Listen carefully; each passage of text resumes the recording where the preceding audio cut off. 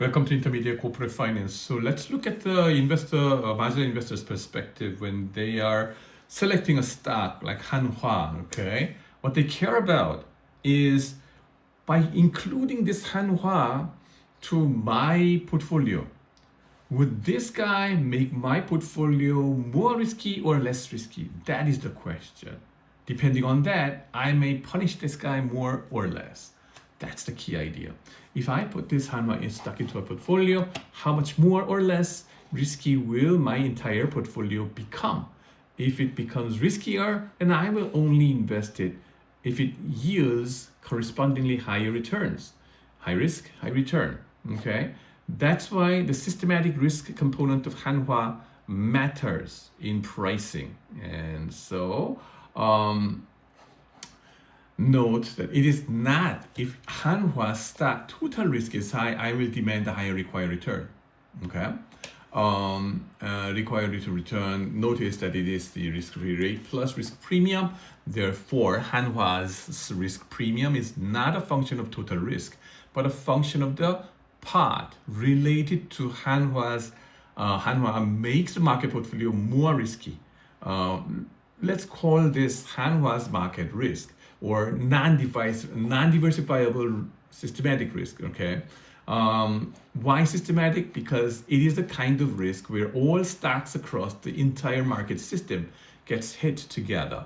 Okay, together is the important part, and system is the important part. Okay, now before we move on further, togetherness, right? Togetherness means we need some statistical measure that has to do with the co-movement, moving together. So that's why we care so much about the concept of covariance in finance, right? Covariance, the extent to which they get hit together. So what's the concept of covariance? Let's see. X, Y, Z are random variables and A, B, C are just deterministic numbers, coefficients. So covariance of X and Y should be equal to expected value of what? The multiplication, cross multiplication of X and Y respectively, subtracting their expected value like that.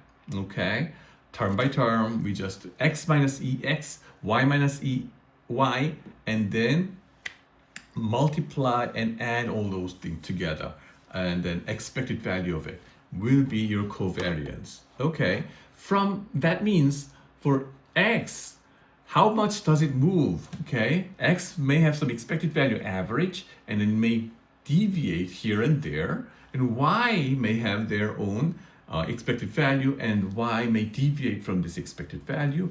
And then deviation, how much does it move together? How much does X deviate?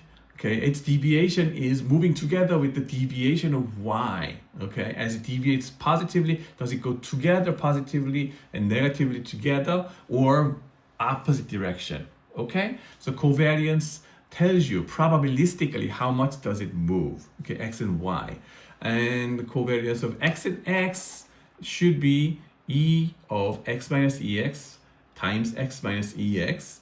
That is no other than variance of X. So covariance is just a generalized definition of variance, right? Variance is just a specific case where those two random variables are identical. So variance, we label it as sigma squared or sub X. And variance of X, we can restate it as expected value of X minus EX squared, because you see this multiplication being squared. And here, if you do the math, you will realize it ends up being expected value of X squared minus expected value of X of total number squared, right? So this one, the first term, is called the second moment of X. In previous video, I told you about the first moment and second moment. This is the second moment of X, whereas E of X is the first moment of X. Okay, that's why I told you variance or standard deviation has to do with the second moment of the random variable. Anyway, the variance of AX plus BY. Do you remember how it works? So it should be just expected value of ax plus by minus the expected value of the whole thing squared. Now, how does that, expand? Well, just to square it, and you will realize, ax plus by minus, aex minus bey squared, because this is just a constant, and then expected value, remains there. And then you just have to square it, right? Square it. Then what? Well, here, if you look at it, where is the random variable? X is random variable, Y is random variable, but aex and bey, those are deterministic. Okay, as long as you have a sample already fixed, and then ex will be not varying. Okay, so you don't have to worry about it. Now, all you have to worry about is ax plus by squared. So square, complete the squares, right? 완전 제곱식. How does that work? A should get out of the variance with square, notice, right? And then B has to get out with the square, because they are coefficients only. Variance of x and variance of y remain the same, but we have covariance as the term in the middle, 2 times AB covariance xy.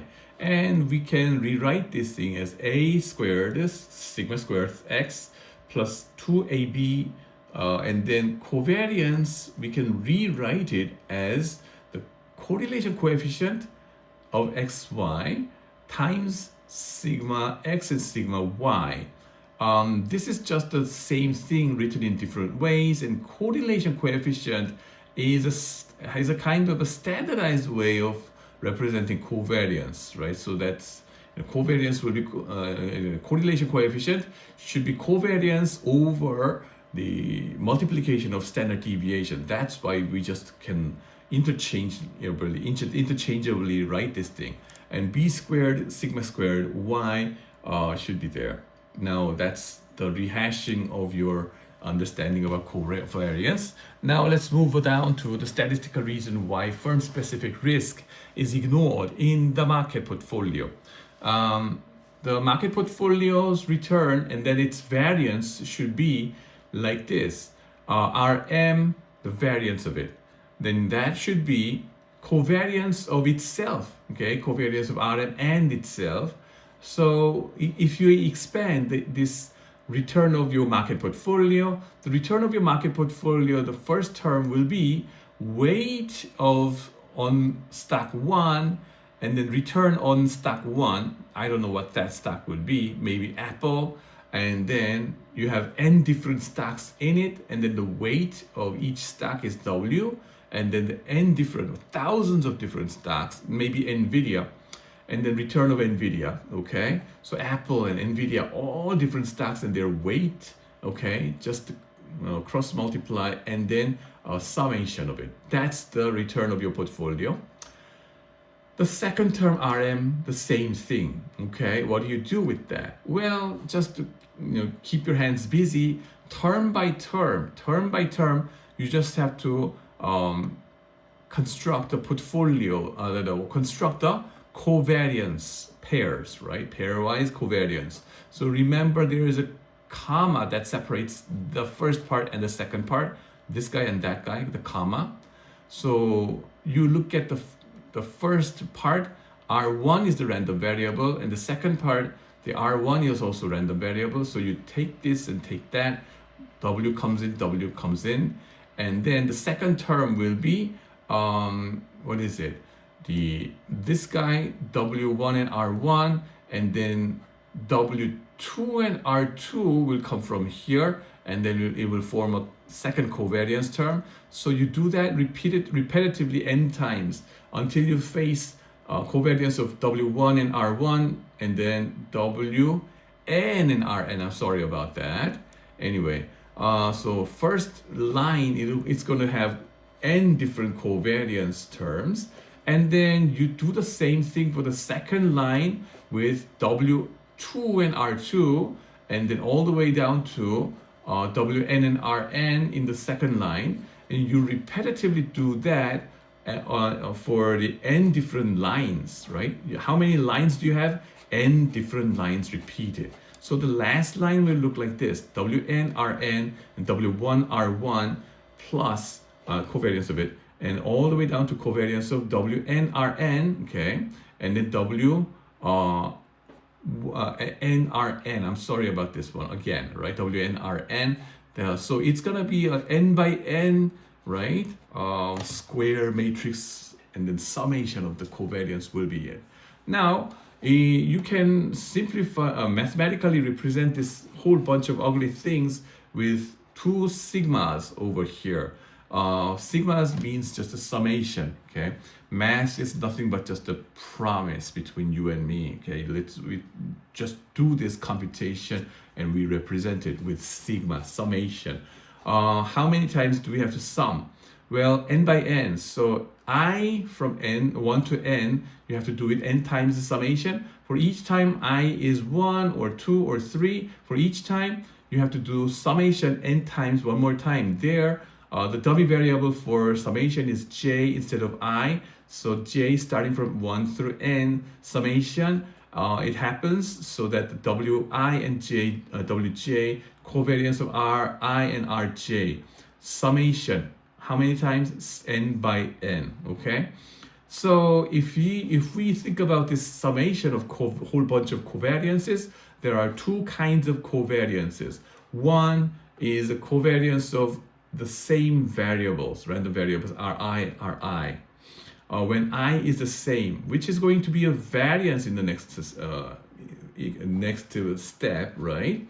The other kind of covariances is the case where this I and J are different. Apple and Nvidia's covariance, or whatever stock, those are different from each other. Those pairwise covariances are summed up, right? So n by n squared, different terms are there, and out of that, n terms are just the variances, and the other remaining parts are covariances of mismatched, mismatched or different stocks covariances.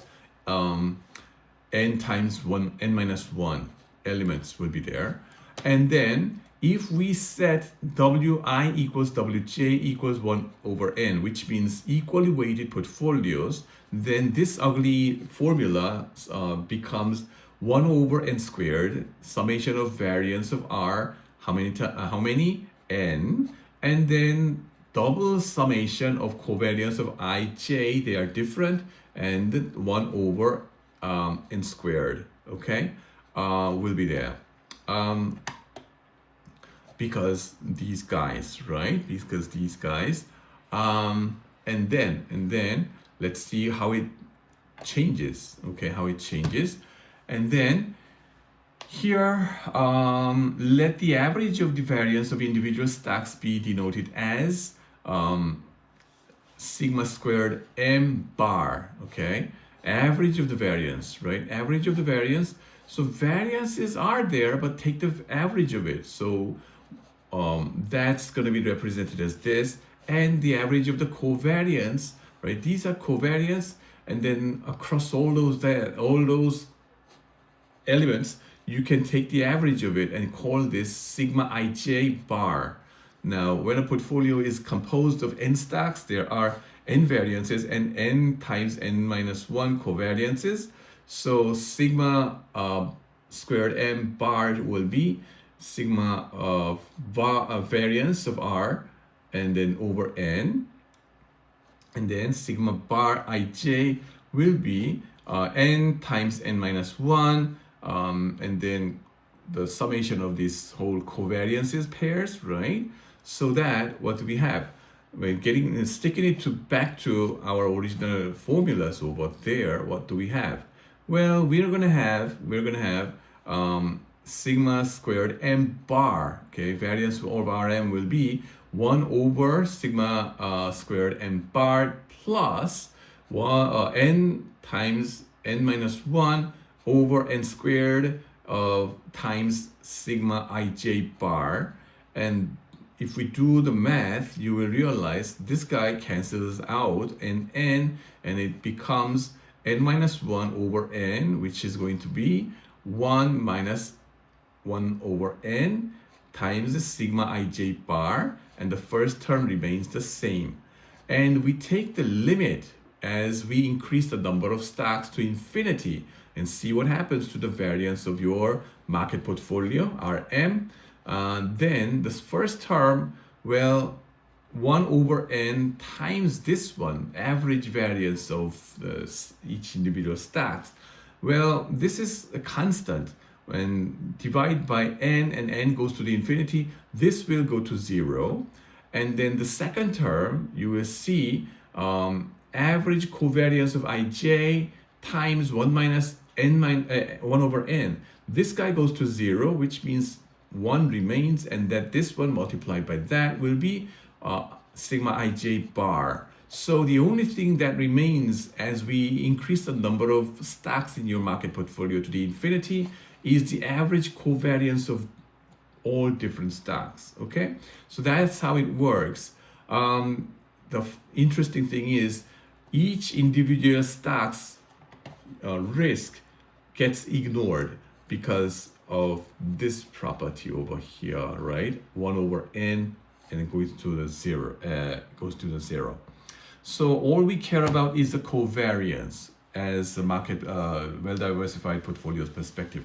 In the end, as the number of included stocks continues to increase, the impact of individual securities risk on portfolio risk disappears, and the market portfolio risk converges to the average of the covariances among the securities. Even if n increases to infinity, there remains a risk that does not diminish. This is the risk caused by common factors across the entire market, called the systematic risk or non-diversifiable risk. For the marginal investor who determines the security prices, this is precisely the reason why there is no need to worry about firm-specific risk. Now, portfolio based on Apple and ExxonMobil are shown in this graph. Portfolio, I'll try to go to something called capital market line, and there we worry about portfolio managers' risk and return trade-off. Okay, portfolio. So here on the vertical axis, what you have is portfolios expected return, and horizontal axis, what you have is the standard deviation of the portfolio's return. So portfolio, expected return, and standard deviation. Why? This is risk, that is return. Risk-return trade-off, okay? In a portfolio setting, I should say it this way, okay? In this graph.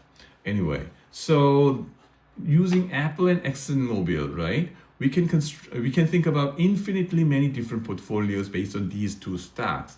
One extreme case is 100% invested in ExxonMobil. The other extreme is 100% invested in Apple. Okay, that's there. And each different portfolio, you can identify their risk of the portfolio and expected return. And risk and return. High risk Apple, high return. Low risk ExxonMobil, low return. And the red line over here shows infinitely many possible portfolios that we can construct using these two stocks only. And sometimes it's going to be half and half, sometimes it's more tilted towards Exxon, sometimes tilted towards more Apple, but infinitely many different cases are possible, especially we have fractional stock investment possible. And now with our data, we find that the correlation between these two stocks is 0.21 historically, okay? And of course, depending on the business and this situation, this correlation could go anywhere, but typically staying around this like this. The interesting thing is they are not perfectly correlated. Perfectly positively correlated, if they are, then the possible portfolio should line up in this straight line, okay, over here, correlation coefficient being 1. There is no benefit of forming portfolio, okay. If you look at the red line, hyperbola line over here, you will realize there is some point, interestingly, there is some interval where you can achieve some efficiency in portfolio investment. What do you mean by efficiency? Well, 가성비 나오는, like, so efficiency means you try to achieve maximum return even though you're suffering the fixed level of risk that you just hate. You are risk averse individual, you are risk averse investors, and this is the risk level. Okay, so look at this point over here. You see a risk level that you have to undergo, and if you go through this interval, what you see is that you can achieve higher returns, okay, compared to this. You can achieve higher returns even when you are undergoing lower risk level. Okay, you achieve better return with low risk. Isn't that great? That's what we call efficiency. Also, even until this part of vertical line over here, right over here, you achieve much higher expected return even though you suffer from the same degree of risk over here. Okay, you look at this one, right? So this part, okay, more efficient than that. So you can achieve better efficiency by forming portfolio. That's the concept that I'm talking about. And then if I plot it from the 0 over here to show you in more fair picture of this Apple and ExxonMobil portfolios, it looks like this, right? 2-stock portfolio. And then if we magnify it, it looks like this. And then it turns out it's going to be a hyperbola, okay? In a mean standard deviation space, right? Standard deviation, which is a risk, and then expected return on the vertical axis like this. Hyperbola, 쌍곡선, okay? And then risk-free asset we introduce, right? And then also before we introduce risk-free asset, we can expand our efficient frontier. Portfolios, we can achieve better efficiency by including more and more stocks, right? This is based on 2 different stocks, but if we include 3 stocks in our portfolio, you will realize that this frontier, efficient frontier, expands into this part and gets widened. Okay, isn't that better, right? So more and more stocks that you include, more and more efficiency that you can achieve, right? Up to a certain degree, up to a certain limit. What's that limit? Okay, the maximum efficiency that you can achieve. That's the optimization process that you learn, right?